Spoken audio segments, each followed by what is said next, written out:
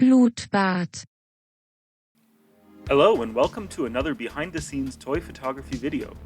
Today I'm going to show you how I set up this photo, which I've entitled Just Like Old Times. I'll also show you how I edited the image in Photoshop. My main subjects for this photo were Han Solo and Chewbacca from Hasbro's Star Wars The Black Series line. Han is based on the character's appearance in The Force Awakens. Chewie is technically the Empire Strikes Back version, but he really doesn't change it up much. To begin my setup, I propped up the bar, which was just a piece of scrap metal, on these cylinders. The bar was my main subject of the shot, so I wanted to place it first and build the rest of the scene around it.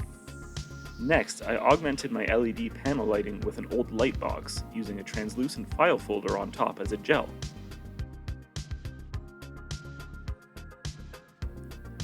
In front of that, I positioned some weights to hold up my stained glass window. This was made by taping a black paper cutout to a piece of real stained glass. To complete my backdrop, I placed some old HVAC registers in front of my LED lights. I taped white kitchen garbage bags to the rear of the registers to diffuse the light. The final touch was my wife's scarf to add a little bit of texture.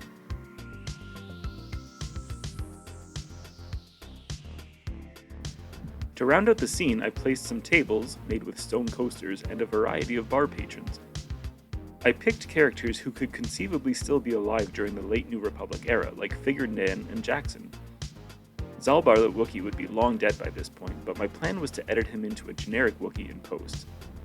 I used Teeka as a stand-in for a generic Jawa as well. On to editing. This was a pretty simple edit.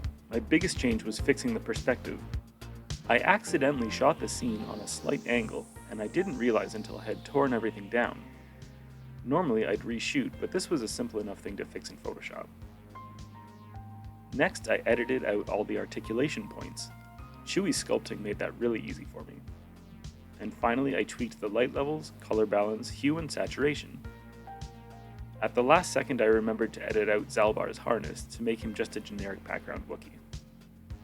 And here's the final image. Where we started, and where we ended up. Thank you so much for watching. If you enjoyed this video, please consider hitting that subscribe button. Until next time.